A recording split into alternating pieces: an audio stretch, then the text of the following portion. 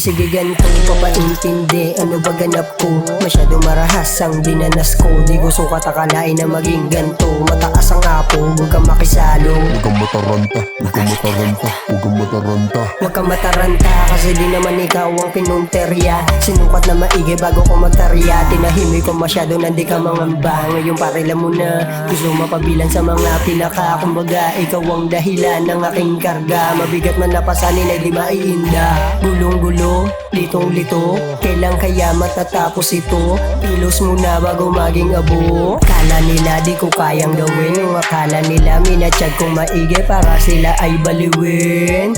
Baliwala ang patama kundi ko sila pabibilibin.